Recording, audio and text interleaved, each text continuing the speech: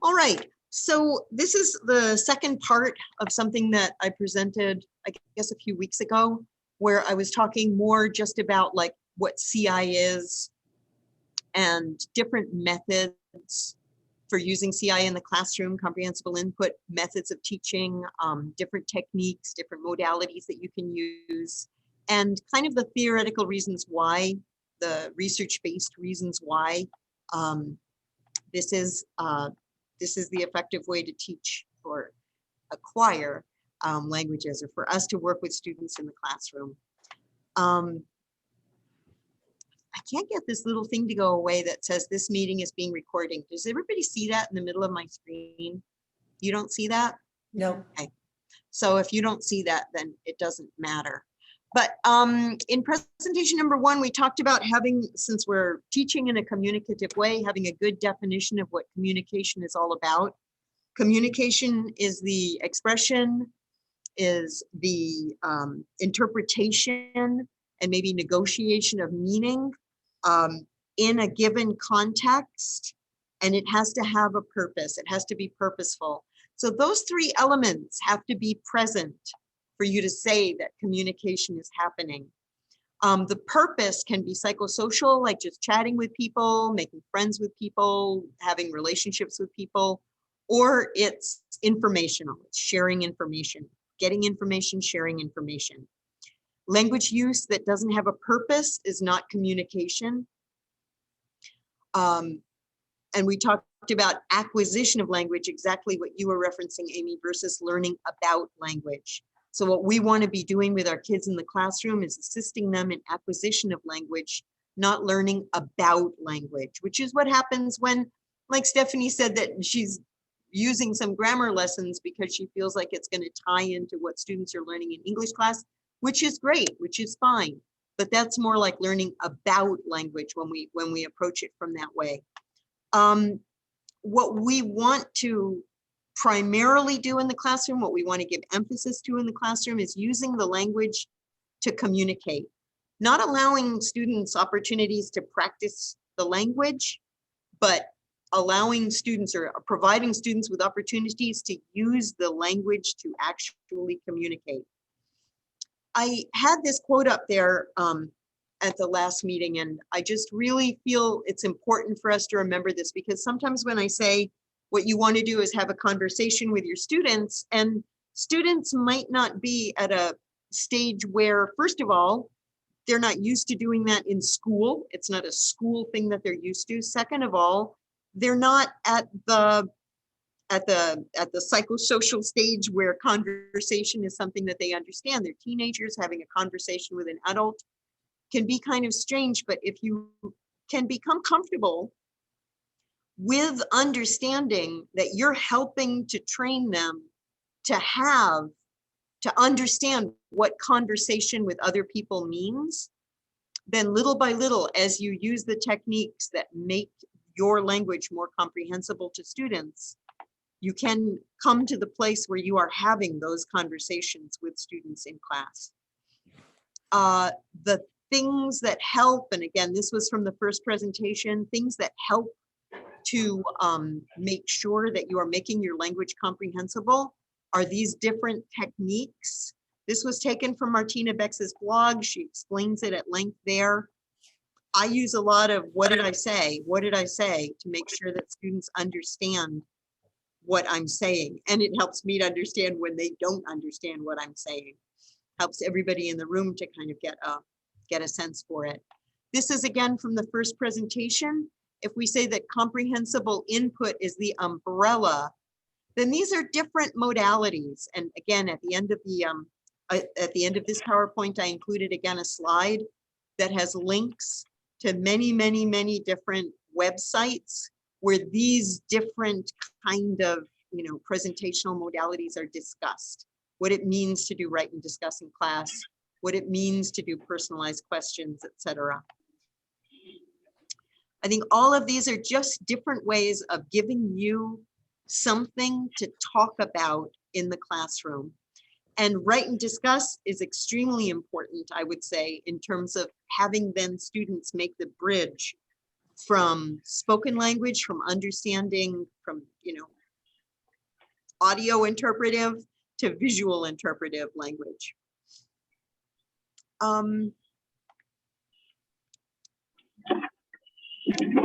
If students, let's start to look here at various different classroom activities, okay?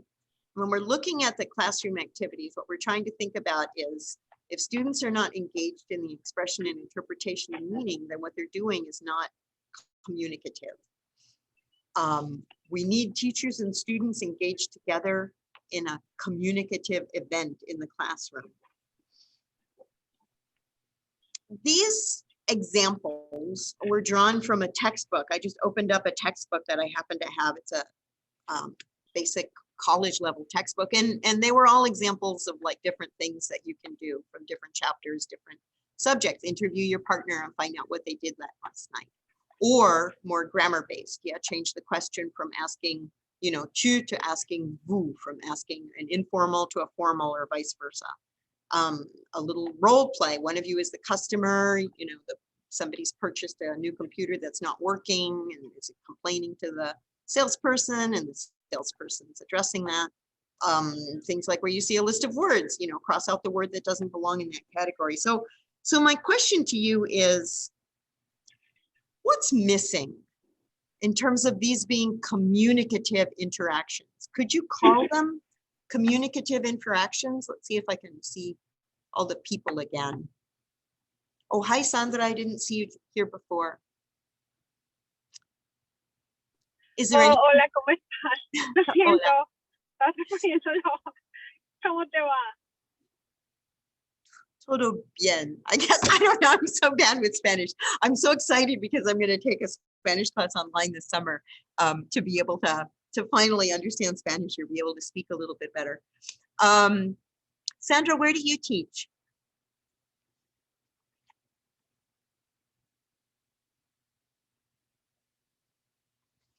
I'm not sure if Sandra heard me. In any case, so I was referring back to the first presentation and like going on and saying, so Stephanie, or anybody really, Kim or Amy, would you call these something that is like a communicative interaction for your students in the classroom? Maybe the one where it's like a skit is like partially they're sort of negotiating meaning with each other, but if you think about context, yeah, no. it's not a lot of these are, contextualized. I would consider there's a lot of like if they were coming up, like interview your partner about what they did last night, and the kids are negotiating the meaning of creating their own questions and answering what they really did, that could be very communicative. But if you're asking the kids to use, like the other one, interview 3 people using the following questions, until they add that question of their own, I don't see it as being very communicative. Yeah. I think they need to be negotiating their own meaning. Right. I agree with you. Well, that's interesting. But the first one I think is true, like interview your partner, find out what they did last night. Yeah, you could, that's a real conversation. But the rest I agree with you, yeah. I'm not sure Well, interview your yeah. partner is a conversation though. I mean, Well, you just Well- talk to your partner. I probably wouldn't say interview. So I would Right, question right. there, what's the purpose? What's the purpose of turn to your partner and find out what they did last night?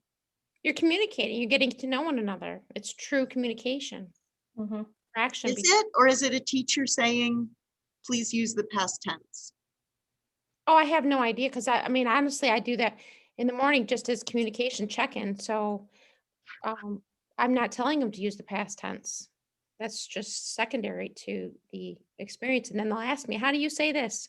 And I'll say it to them, and then they'll use it.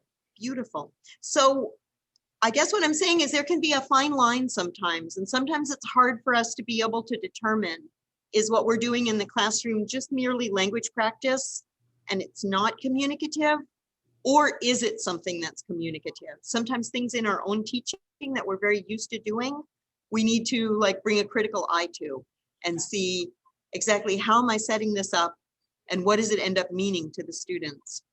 And do students perceive it as something that has a purpose, which could be psychosocial purpose in terms of what you're doing with building classroom rapport, right? Doesn't have to be necessarily that it's informational, that they're really finding out what someone did last night. They're checking in with each other as human beings. And that's also a very legitimate purpose to have for communication. And that sense of purpose is something that's very important in terms of, click,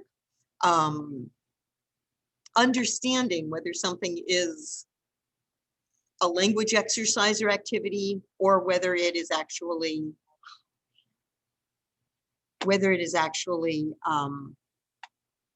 a task.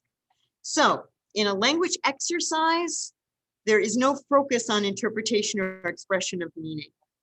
In a language activity, there is focus on that interpretation or even negotiation of meaning. But the purpose of exercises and activities is really just to practice language. Tasks, Bill Van Patten is the one who says that it's the backbone of the communicative curriculum.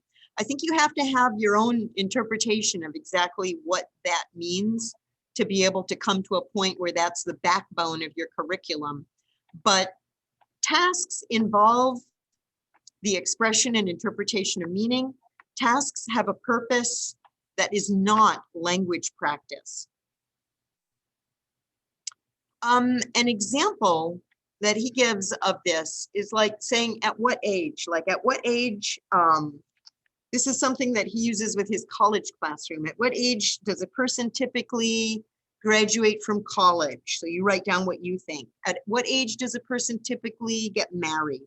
At what age does a person typically have a child?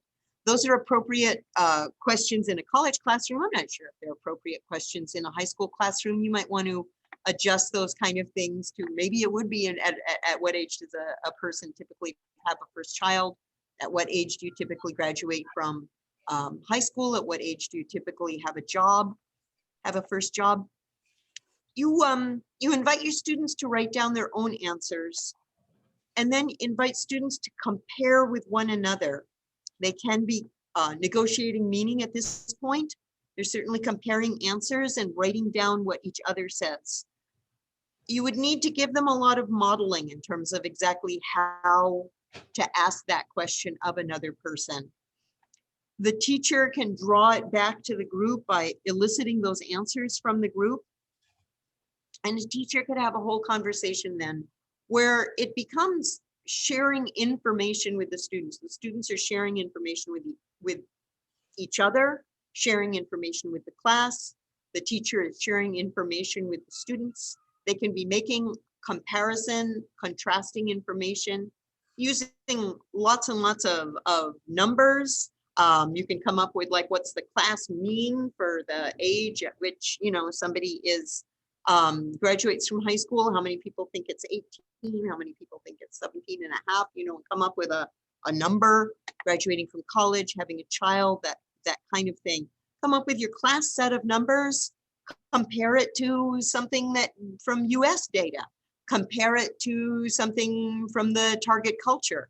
It can lead into a whole kind of conversation. It can be a way of using infographics where you start first with like taking that information in the infographic and giving a contextualized meaning to the classroom individuals and validating who they are as individuals by discussing their life situations before you open it out to talking about some the wider culture. It enriches being able to make those cultural comparisons.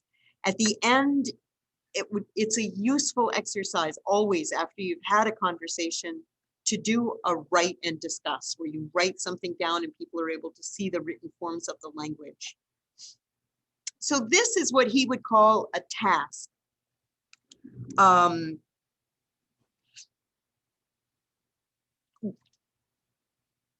Tasks contain expression and interpretation of meaning.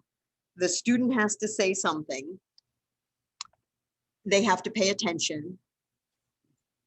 there's this negotiation of meaning, and there's this communicative purpose in terms of having generally a cognitive informational exchange.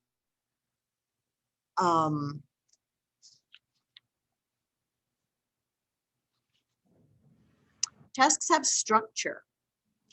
So in terms of just opening it up as a conversational like invitation in the classroom, that's not a task then. That's just having a conversational moment in the classroom. If you're turning it into a task, you're giving it structure, you're making specific the information that needs to be obtained.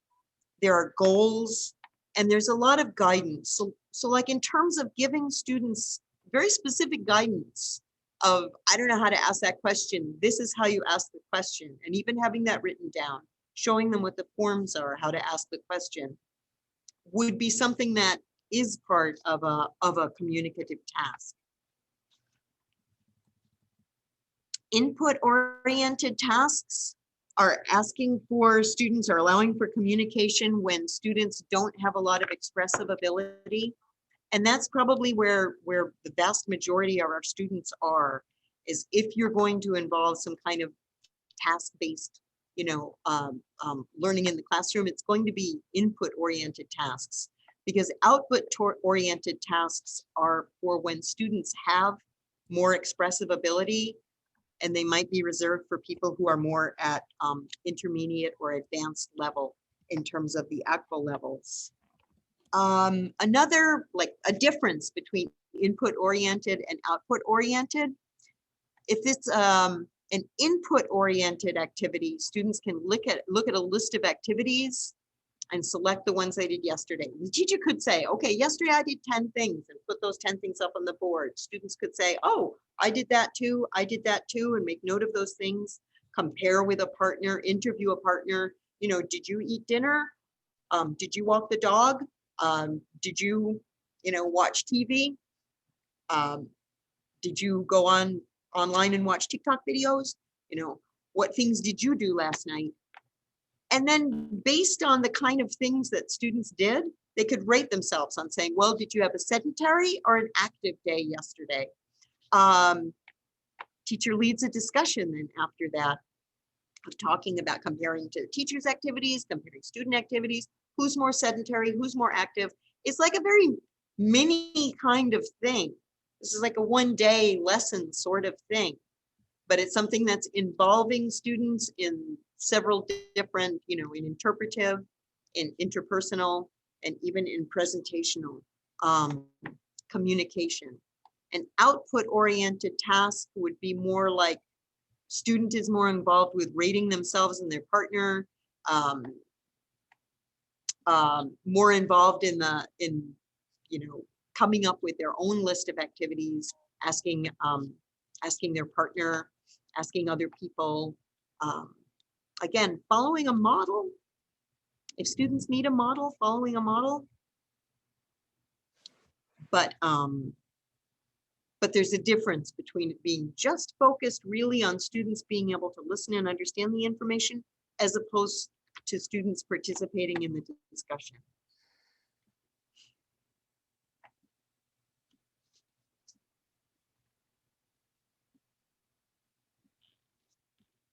The idea is that this kind of task can be put into your curriculum very early on.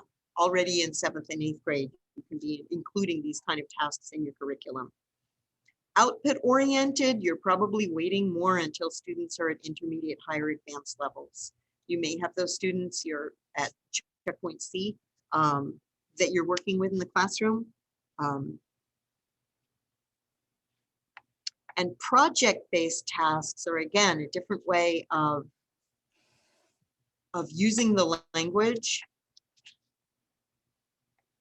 in a way, and this is what really bothers me. Project-based tasks, what Bill Van Patten is saying is that this is the kind of activity that is open to a much higher level learner, what we would call checkpoint C in New York State, rankings.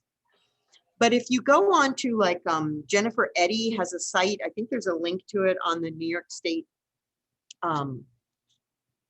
website, World Language website. that shows you like different proposed activities to do with kids. She has like project-based tasks already at novice level. And so I'm just like not sure about that. I kind of do feel that a project-based task where somebody is really doing something, and it, again, to make it communicative, it has to have a real purpose. So they're really doing something real with that. They're making up a pamphlet that they really do have international students at the school, so it's going to be useful. Or, you know, it's providing instructions and you're really going to be giving that to somebody who needs those instructions for doing it. Even if it's instructions for how to negotiate high school and you're giving it to the middle school students. It's like these, if you really are making a project-based task, then it really has some kind of real outcome for it to be a real communicative activity. And I think that our opportunity for having those kind of things is very small. And so we lose that purpose if you try to give students projects or tasks that really don't have that purpose part of it. So again, it's like how you choose to spend your time in the classroom, whether this is a useful thing for you to do in the classroom. There's some project you've done for years that you really love and you want to do in the classroom. But giving things a more critical look.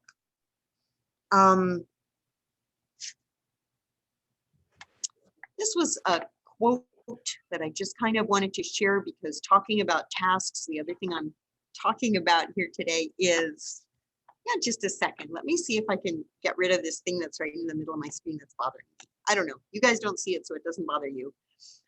Historic grading practices in world languages have largely rewarded the faster processors, the students with strong short-term memories, the students who are confident, eager to participate by speaking, and students who are motivated by grammar instruction. Not all of our students are those students.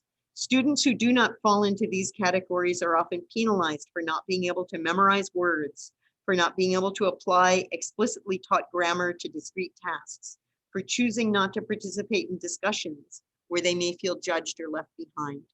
As a profession, we need to look carefully at what we are grading, who benefits from our grading policies and performance targets, and who is penalized. I think partially this has to do with, you know, increased understanding of what social justice means in the classroom, or learning by design. But it also just has to do with encouraging people to understand that everybody can learn world languages, and making our profession something that is really open to everybody and not just select students. Involving tasks in terms of assessing your tasks, one way is to link them to the actual can-do statements. I can talk about what I did yesterday would be a can-do statement that could be linked to a task. You can use this as an alternative to testing. Maybe students can record themselves, and this could be graded by teachers on a rubric.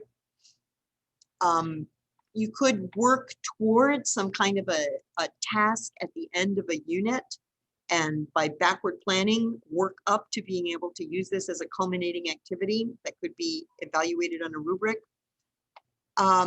If learning is slow, this is what we talked about last time, piecemeal, implicit, and stage-like, what is a fair way to assess progress anyway? And I think this is a really open question, and it's something that's being discussed right now in terms of how to evaluate your students, because it's not going to be vocabulary quizzes or grammar quizzes that are the answer to that question. It's not reasonable to set standards. You're talking about standards-based grading, make that small again, that only a percentage of students are able to or will achieve based on historical data. This goes against the practice, against the principles of standard-based grading. In a standards-based grading model, teachers accept the responsibility for ensuring that all students can meet the standards. The teacher sets the standards so that all students are able to achieve. So what are our reasonable standards that we're thinking that all of our students can achieve? If you look at the New York State Education website, you see the actual ranges that they're proposing.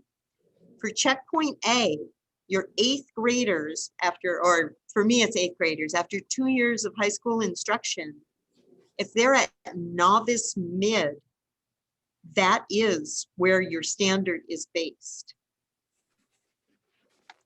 So I figure novice mid would be where proficiency level is, which is considered an 85. Underneath that, if they're at novice low, they're passing.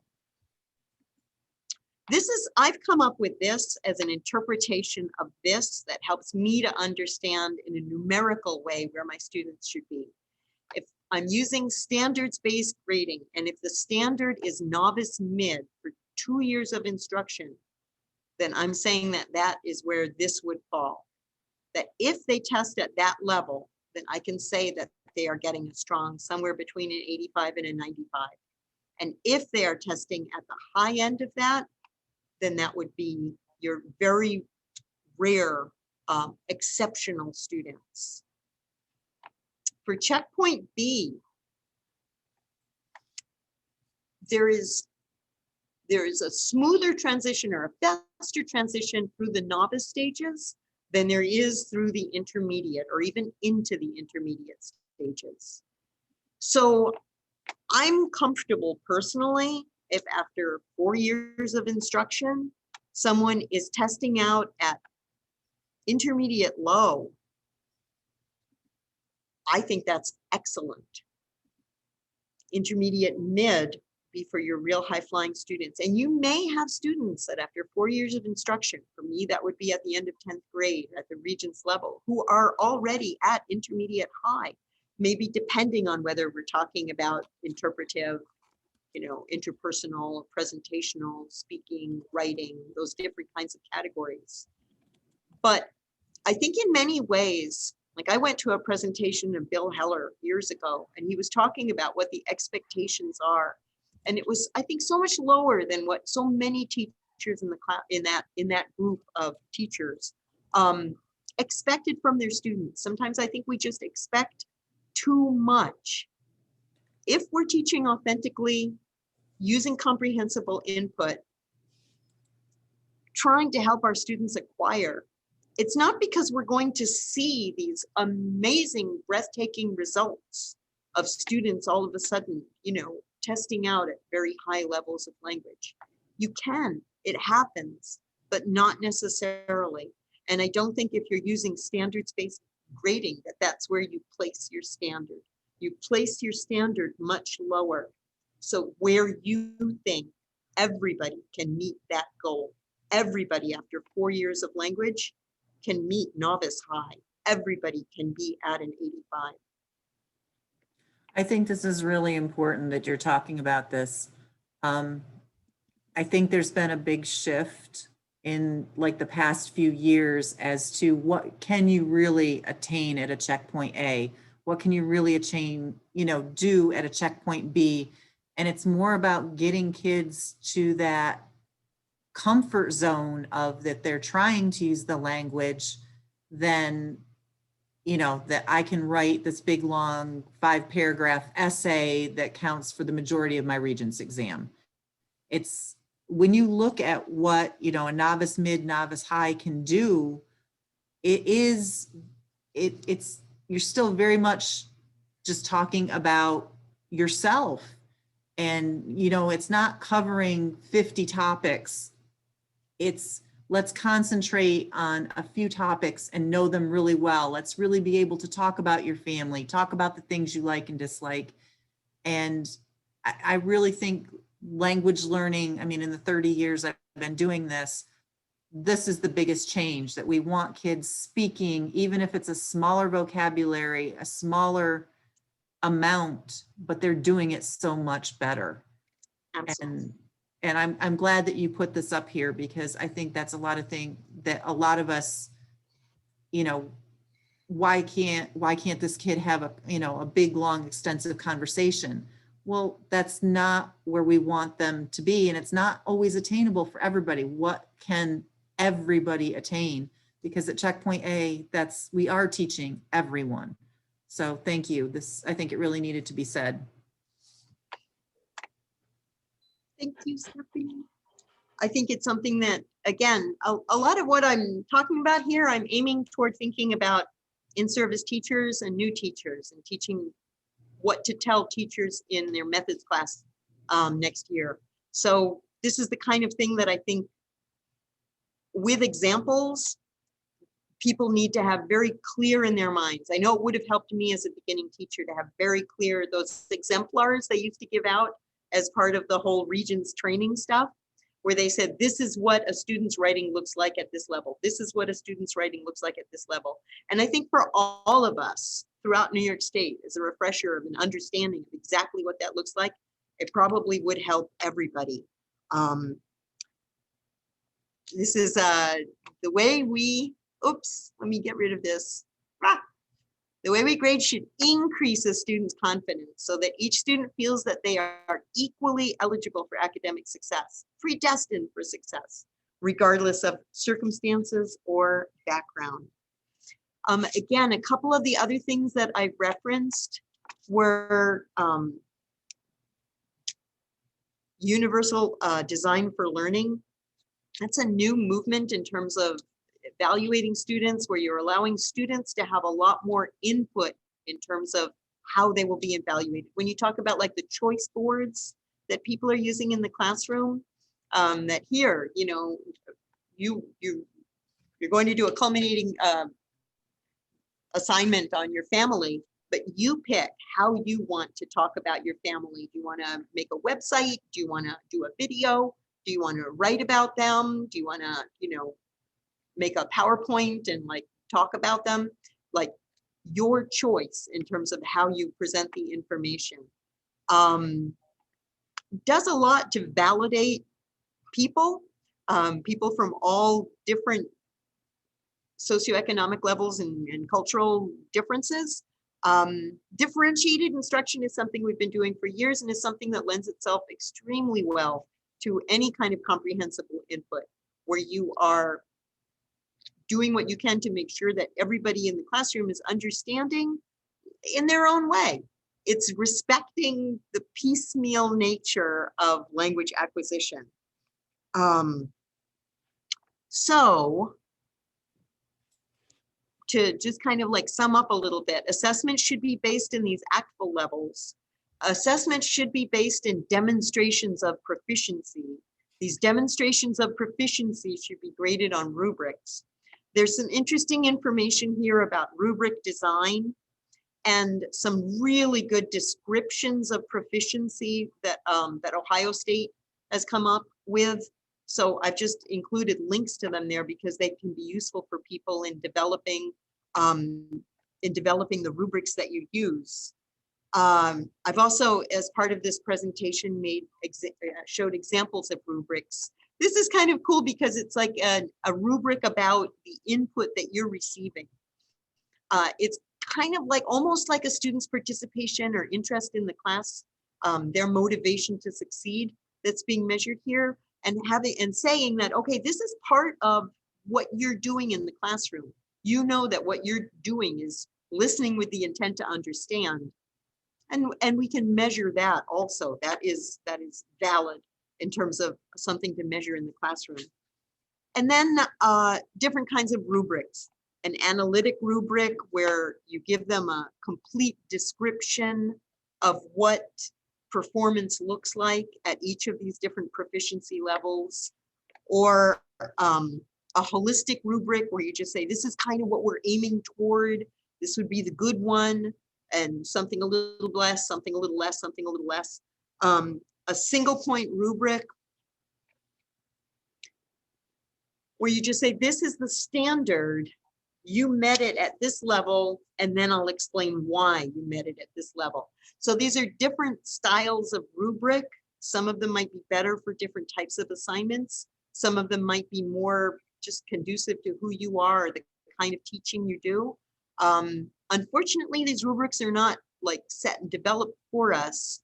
We used to have the writing rubrics and the speaking rubrics that came from New York State. Those are still always a good starting point, but you might want to be bringing a critical eye to those as well. there's just a couple of last things I wanted to do, actually.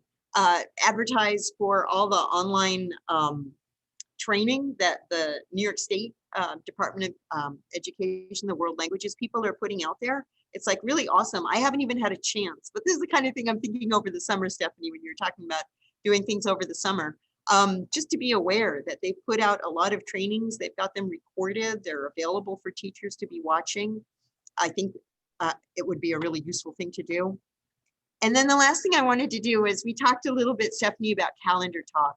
And Stephanie was like, oh, it'd be neat to have just an example of calendar talk. That's one of those modalities, one of the things that you can do in terms of learning. And I was thinking that it's just so incredibly open. Because if what we're doing is having a conversation in the classroom, that's the whole goal of everything, is to have a conversation in the classroom, to have a conversation where I open myself up as a human being, students come to me as genuine human beings, and we have this human to human interaction that's, you know, modulated because we're doing it in a slightly artificial way, in a different language from the language that we normally speak with each other. But other than that, we have a purpose, we're negotiating meaning with each other, and we have the context of the classroom around us all the time. Calendar talk is one of these ways of opening up the conversation. So it isn't like there's only one way to do it. You're saying calendar talk is a way of opening up conversation with people. Let me just, I'll open up your little faces again over here. I'm a really bad conversationalist. I put this link down at the bottom. It was to ESL site that they have these wonderful conversational questions on like a million different topics. And, you know, of course they're in English, but if you're like at a loss, which I frequently am, because I'm not like, I don't think of conversationally with people. I'm not a good conversationalist. That's a really great site for thinking, okay, I want to talk about happiness today, you know, because something happened to me. I'm going to share that with the students. I'm really happy. What does happiness mean anyway?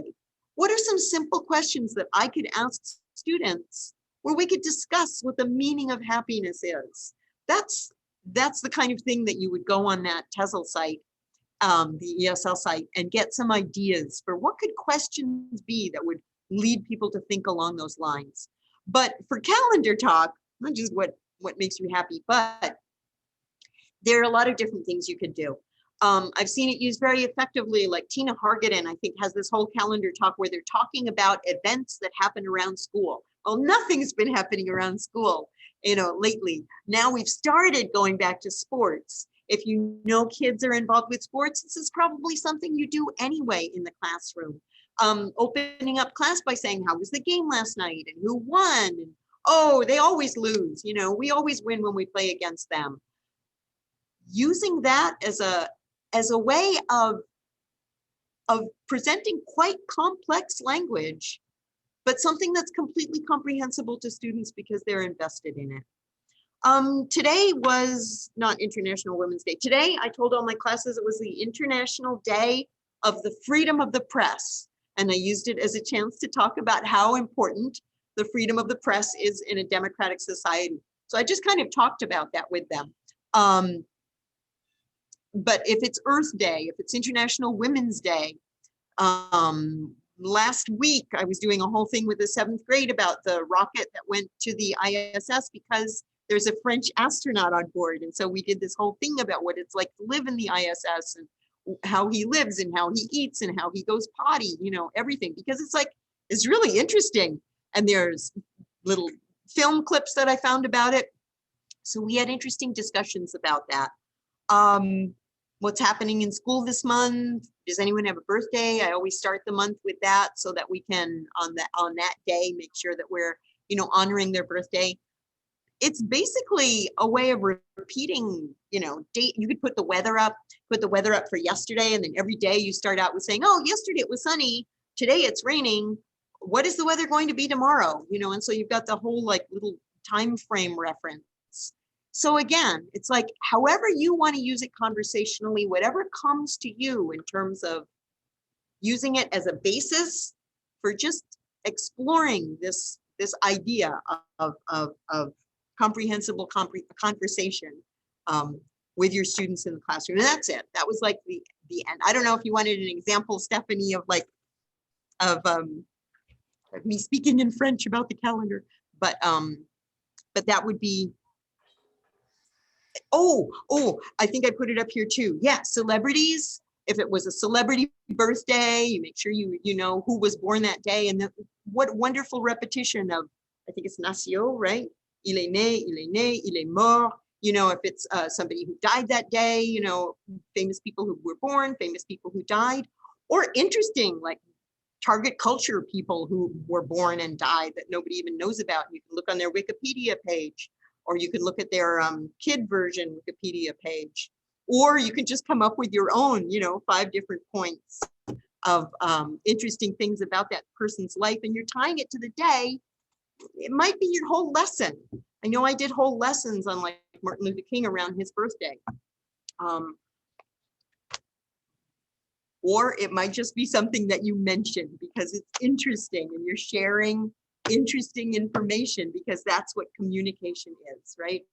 Sharing interesting information, cognitive informational information, with the purpose of informing your students and allowing them to share in that exchange of knowledge.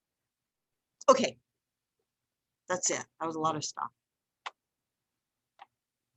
I'm sorry, when I talk, I just kind of go blah, blah, blah.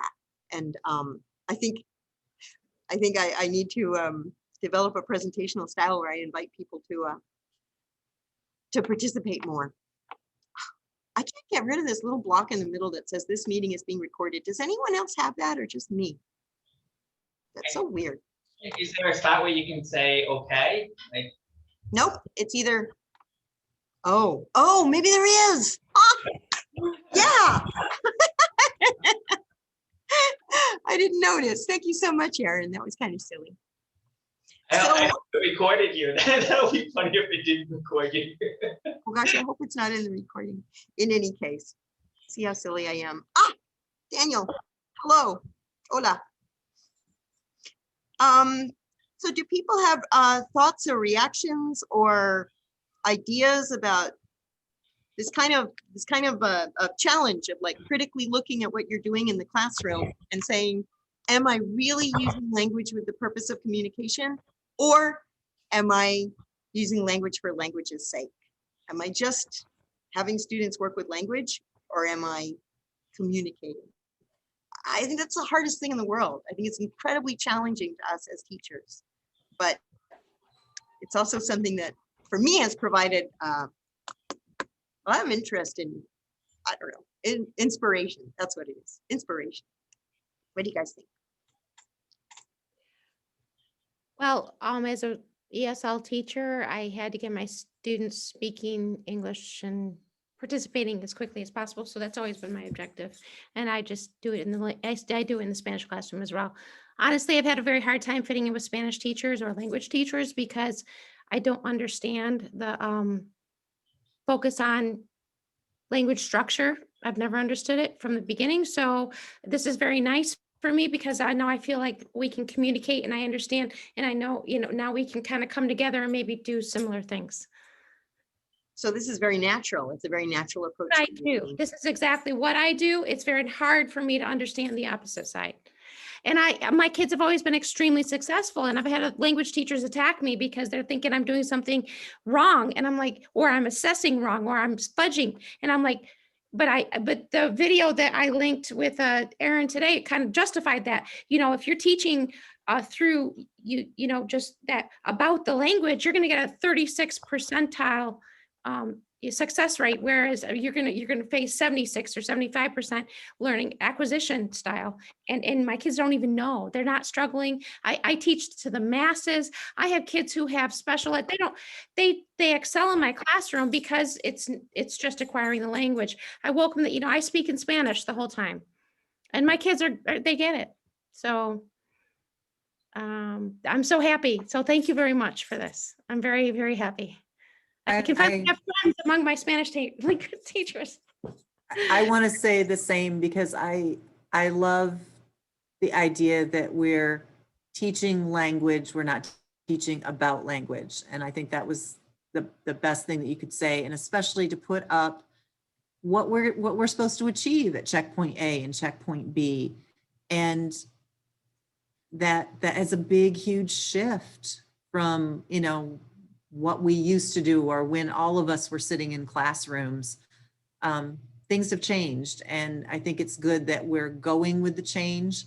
And I liked your, you know, your whole thing about when I do the calendar first thing almost every class, and I always, what day is today? What day was yesterday? What will tomorrow be?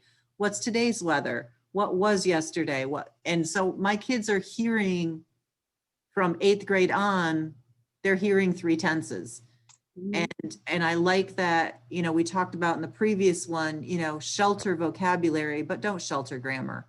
Right. And it's good to be in a group that's willing to try something new. And yes, I get called on to teach grammar in my school because the English department, when they have problems, they ask me to do comparative grammar. And I think comparative grammar is very different than just teaching a grammar lesson for the sake of a grammar lesson.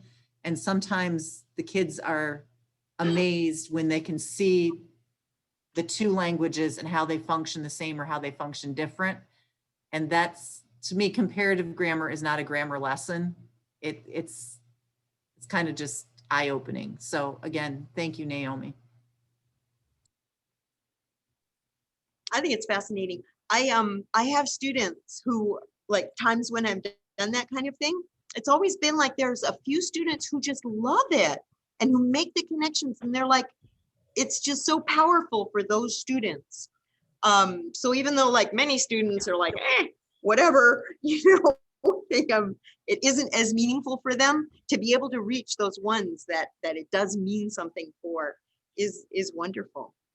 You know, it means something to them. Like, yes, we love this. Naomi, are you gonna share the PowerPoint because I have a staff meeting today? If it couldn't be earlier. So let me put it in chat again, because they were saying that if I there it is, boom. So it's in chat again.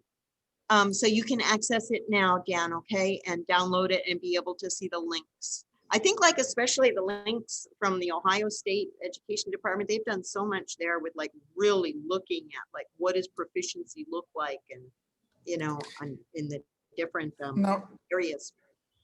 I hear the if this for Aaron, the Candy Black was having a PowerPoint also. I never received that. Okay. I need to visit you at some You point. might be able to get that just off of the OBEWL, whatever it is, website of the New York State Education World Language website. They've got so much there that, you know, in terms of a PowerPoint that runs through the new standards, I bet that there's a PowerPoint there on the website. Don't you think, Stephanie?